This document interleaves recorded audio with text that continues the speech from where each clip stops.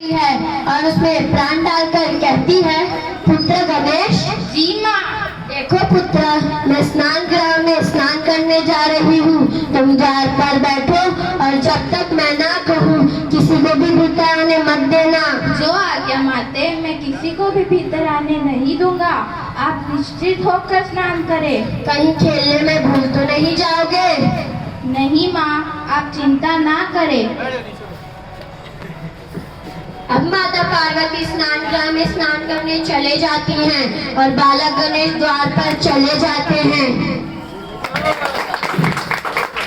और बालक गणेश उनसे कहते हैं, क्षमा करें प्रभु, आप भीतर नहीं जा सकते। नन्हे बालक, तुम कौन हो और मेरा रास्ता क्यों रोक रहे हो? मैं गौरी पुत्र गणेश हूँ और माँ का आज्ञा का पालन कर रहा हूँ। उनका आदेश है कि जब तक वे आज्ञा ना दे किसी को भी भीतर आने ना दिया जाए। गौरी पुत्र, तब तो आदेश मेरे लिए नहीं है, क्योंकि मैं गौरीपति शिव शंकर हूँ।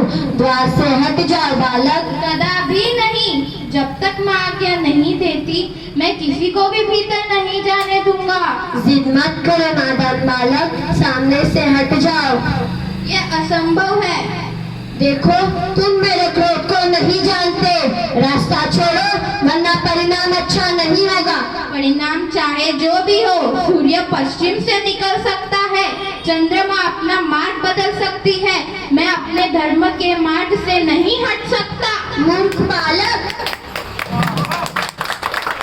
गणेश, तुम मेरे स्वामी को नहीं जानते। बातें मत बनाओ, हिम्मत है तो मुझे यहाँ से हटा के बताओ। मुझे मत ललकारो बालक। हाँ हाँ, डरपोक हो तुम, डरपोक। ऐसी बात है तो मेरी शक्ति का सामना करो।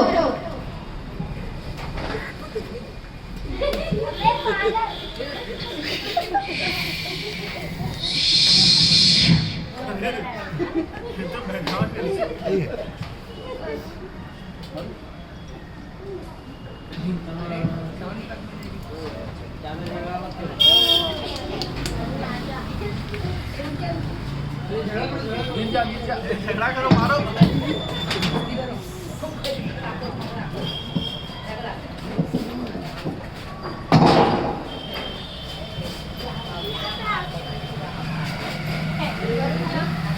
मार डाला रे, मार डाला।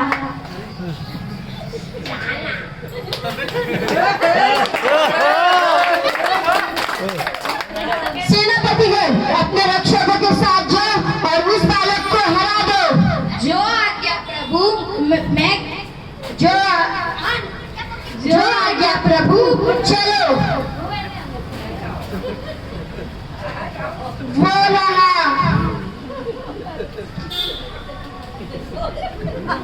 Trading perfect है।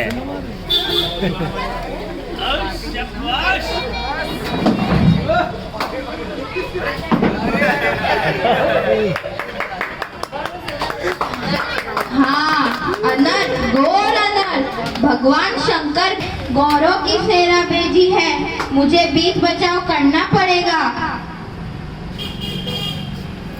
अब भगवान ब्रह्मा देव वहाँ प्रकट होते हैं और कहते हैं, रुको, ये क्या मूर्खता है।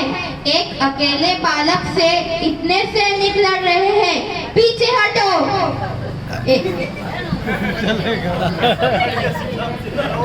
पुत्र गणेश, आपको भी इस तरह हट नहीं करनी चाहिए। हट मैं नहीं, पिताजी कर रहे हैं। तुम्हें पिता की आज्ञा का पालन करना चाहिए। मार्ग से हट जाओ बालक। पिता की आज्ञा का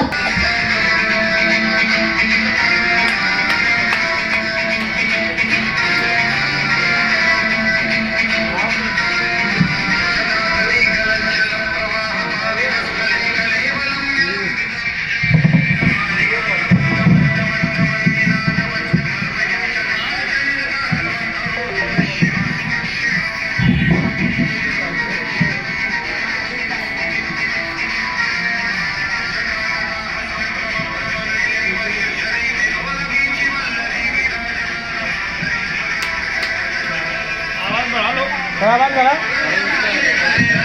मैं तो हुआ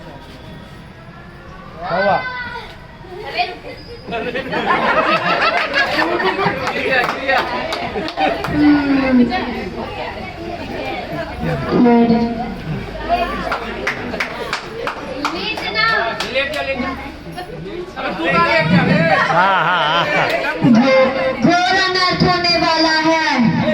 हाँ विष्णु है ना, तो विष्णु लेटेंगे ना। घोर अनर्थ होने वाला है।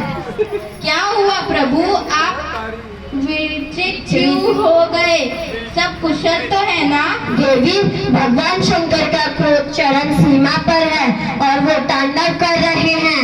शिव शंकर तांडव कर रहे हैं, तब तो अवश्य ही कोई घोर विविध होने वाली है। हमें जल्द ही उनको शांत करने के लिए कैलाश पर जाना होगा। प्रभु, मैं भी आपके साथ चलती हूँ। इसी बहाने मैं पार्वती से भी मिल लूंगी। अब विष्णु जी और लक्ष्मी जी वहाँ प्रकट होते हैं। अरे कितना देखो भाई, वो लोग प्रैक्टिस किए हैं।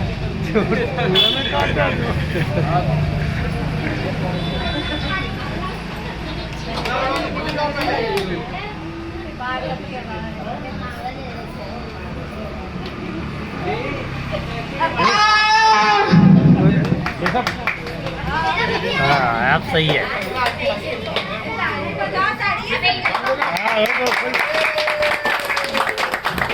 नहीं, स्वामी ने मेरे पुत्र का वध कर दिया।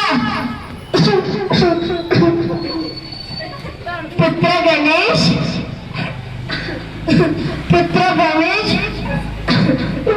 ये आपने क्या किया प्राणनाथ? क्रोध में आपने ही पुत्र का वध कर दिया और आप सब देवगण यहाँ खड़े तमाशा देखते रहे।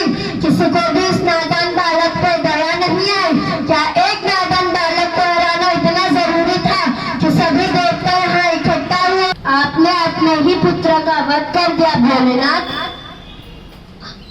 अब आपको देवी पार्वती आग्रह स्वीकार कर बालक गणेश को जीवित करना ही होगा।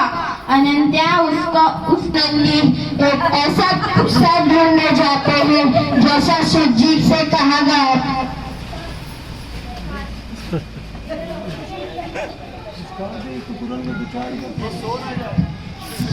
वो सो गए। नहीं हो गया, आवाज आ रहा है। आ रहा है। ये सरला है, देखो ये देखो हाँ, सरला है। अरे मूर्खो, ये क्या ले आए हो? प्रभु, आपने जो आदेश दिया था उसके अनुसार यही एक बालक मिला। हम उसका मस्तक ले आए। सोचने का समय नहीं है भोलेनाथ। इसी मस्तक को जोड़कर बालक गणेश को जीवित कर दीजिए।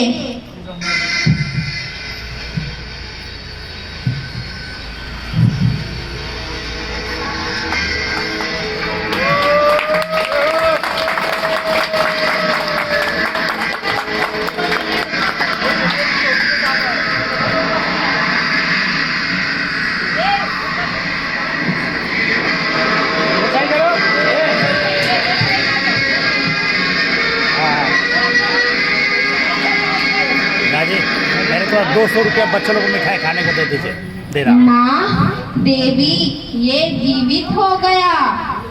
आपने इसे जीवित तो कर दिया प्रभु, परंतु इस रूप में सभी से देखकर इसका मजाक उड़ाएंगे। चिंता मत होइए, ऐसा कुछ नहीं होगा। मैं इसे वरदान देता हूँ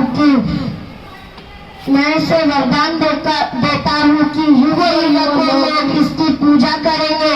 ये अद्भुत बालक पूरी